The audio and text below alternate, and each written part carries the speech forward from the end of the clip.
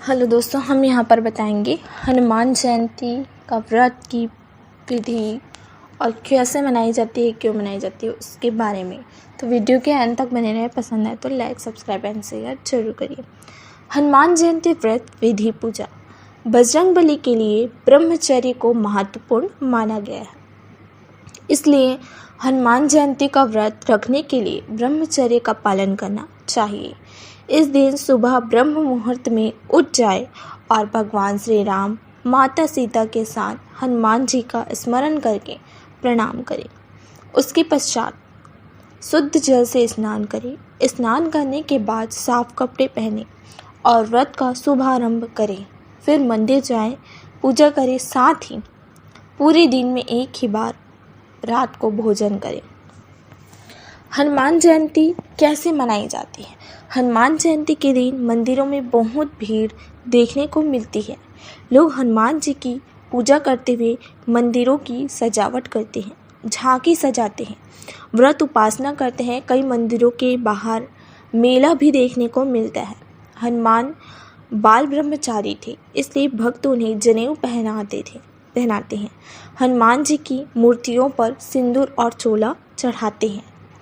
मान्यता है कि श्री राम की लंबी उम्र के लिए एक बार हनुमान जी ने अपने पूरे शरीर पर सिंदूर चढ़ा लिया था और इसी कारण उन्हें उनके भक्तों द्वारा सिंदूर चढ़ाना बहुत प्रिय लगता है, जिसे चोला कहते हैं।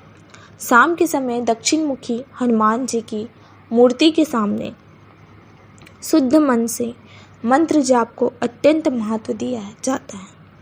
हनुमान जयंती पर रामचरितमानस की सुंदरकांड पढ़ने से हनुमान जी बहुत प्रसन्न होते हैं। सभी मंदिरों में इस दिन जगह जगह भंडारे भी आयोजित किए जाते हैं। हनुमान जयंती का महत्व क्या है? हिंदू मान्यता के अनुसार 8 अजर अमर महापुरुषों में से बजरंगबली भी एक है, इसलिए उनकी पूजा अर्चना और व्रत करने से जीवन में आने वाले संकटों को दूर करने में मदद मिलती है। साथ ही हनुमान जयंती और मंगलवार के दिन पूजा करने से हनुमान जी की अथाह कृपा प्राप्त होती है। यह भी माना जाता है कि हनुमान जयंती के अवसर पर विधि पूर्वक हनुमान चालीसा और सुंदरकांड का पाठ करने से सभी प्रकार की मनोकामनाएं पूर्ण होती हैं। हनुमान जयंती व्रत कथा के बारे में देखते हैं। एक ब्राह्मण और उनकी पत्नी थी, जिनकी कोई संतान नहीं थी, जिसके कारण वह दोनों बहुत दुखी थे। एक दिन वह ब्राह्मण हनुमान जी की पूजा करने के लिए वन में चला गया और पूजा के साथ साथ हनुमान जी से एक पुत्र प्राप्ति की इच्छा की। उसकी पत्नी भी मंगलवार का व्रत किया करती थी, जिससे संतान प्राप्ति हो सके। मंगलवार के दिन व्रत समाप्त होने के बाद भोजन बनाकर हनुमान जी को भोग लगाने के पश्चात वह खुद भोजन ग्रहण करती थी। कोई दूसरा काम आने के कारण ब्राह्मणी भोजन बनाने में असफल रही और उस दिन हनुमान जी को भोग भी नहीं लगा पाई। उस रात्रि वह अपने मन में यह सोच करके सो गई कि अब अगले मंगलवार को हनुमान जी को भोग लगाने के बाद ही अन्न ग्रहण करूंगी।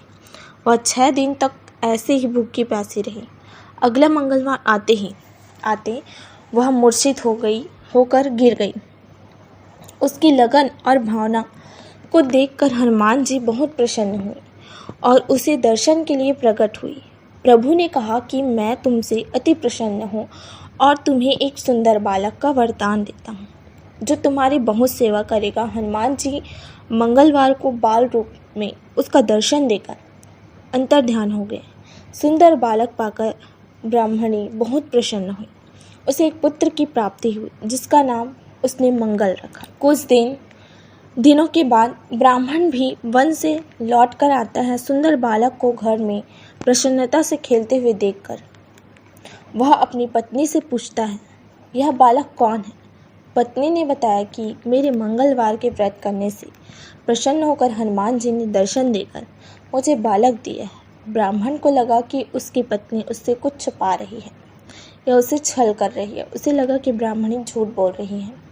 एक दिन ब्राह्मण कुएं पर पानी भरने गया तो ब्राह्मणी ने उससे मंगलवार को भी साथ ले जाने के लिए कहा। वह ब्राह्मण अपने पुत्र मंगल को भी साथ ले गया। वह उसे कुएं में फेंक दिया और वापस पानी भर कर आ गया। पत्नी के पूछने पर उसने कोई जवाब नहीं दिया। तभी मंगल मुस्कुराते हुए घर आ गया। ब्राह्मण उस बालक को देखकर आश्चर्य में पड़ गया। रात्रि में उसके सपने में हनुमान जी आए और कहने लगे, यह बालक मैंने वरदान स्वरूप दिया है। तो वह अपनी पत्नी बेवजह शक कर रहे हो। ब्राह्मण पति यह जानकर बहुत खुश हुआ और उसे अपने किए पर पछतावा भी हुआ। उसके बाद वह ब्राह्मण पति पत्नी मंगलवार का व्रत रखकर अपना जीवन आनंदपूर्वक व्यतीत करने लगा। जो मनुष्य हनुमान जी की यह व्रत कथा को पढ़ता या सुनता है और नियम अनुसार व्रत रखता है, हनुमान जी की कृपा से उसे सब कष्टों से दूर होकर सुख की प्राप्ति होती है। तो इस प्रकार था जो कि हनुमान जी का कथा था और हनुमान जयंती का महत्व कथा ये इस प्रकार से था। जय श्री राम।